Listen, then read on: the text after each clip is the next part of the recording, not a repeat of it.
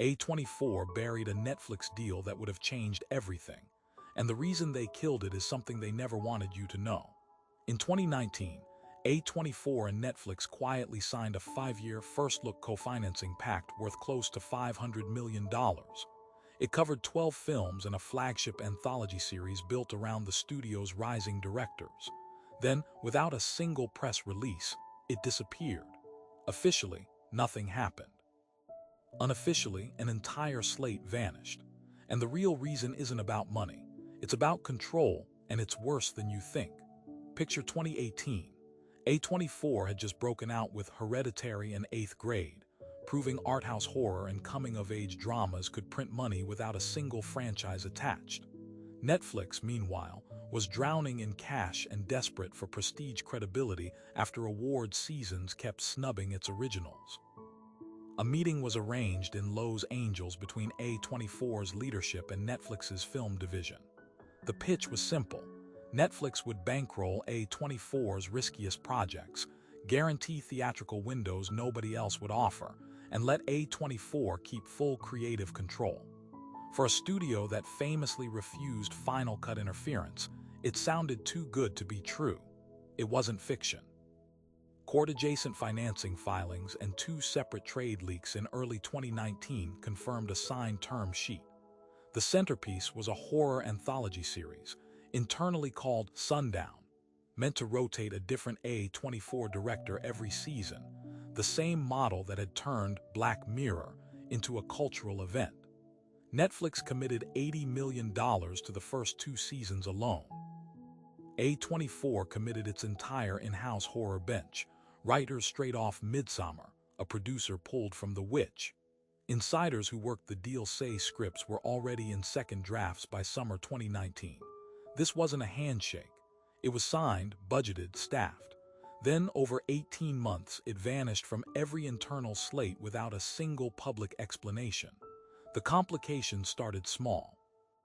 Netflix's algorithm-driven greenlight process clashed almost immediately with A24's instinct-driven one. Netflix wanted testing data before scenes were even shot. A24 wanted final say with no notes.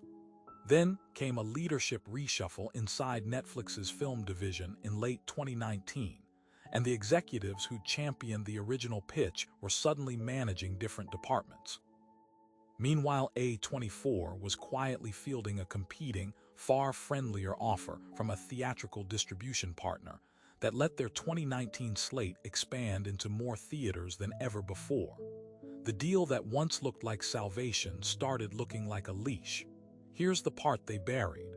The Sundown deal didn't die because of creative differences, and it didn't die because of budget overruns. It died because A24 realized what Netflix actually wanted wasn't their directors. It was their identity. Netflix's data showed that A24 had become a trusted brand marker for younger, awards-curious audiences the same way Marvel signals action to a mass one. Internal Netflix strategy memos from that period, later referenced in a 2021 trade profile, described plans to fold the anthology into a broader, curated prestige hub, alongside content from other boutique labels. In other words, A24 wasn't being brought on as a creative partner. It was being tested as a replicable formula, one Netflix could eventually license, imitate, or absorb entirely, with or without the original studio attached. That's the betrayal nobody printed. A24's entire value came from scarcity, a small number of releases, tightly controlled, personally vetted by its founders. Netflix's business model runs on the opposite instinct. Flood the platform, let volume replace curation. The moment A24's leadership understood their brand was being reverse-engineered into a repeatable content category, the deal became existential. Sources close to the negotiations say the final call wasn't made over a budget dispute at all. It was made after A24 requested branding protections Netflix's legal team refused to guarantee in writing. Rather than risk becoming an interchangeable content vertical, A24 walked quietly. No lawsuit, no statement, just a slate that stopped appearing in either company's release calendars. Losing Sundown meant losing more than one show. It meant an entire alternate timeline where A24's directors had Netflix's global reach without losing their voice. A timeline where horror anthology television might have looked like elevated cinema instead of algorithm bait. Instead, A24 doubled down on theatrical exclusivity, and Netflix kept building prestige content through acquisitions instead of true creative partnerships. The bridge between art house cinema and streaming scale that almost existed in 2019 simply stopped being built.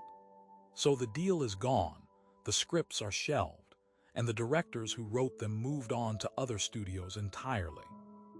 But if A24 walked away to protect its identity once, the question is what happens the next time a streamer comes calling with 9 figures and a smile, and whether the next studio approached will recognize the same trap before it's too late.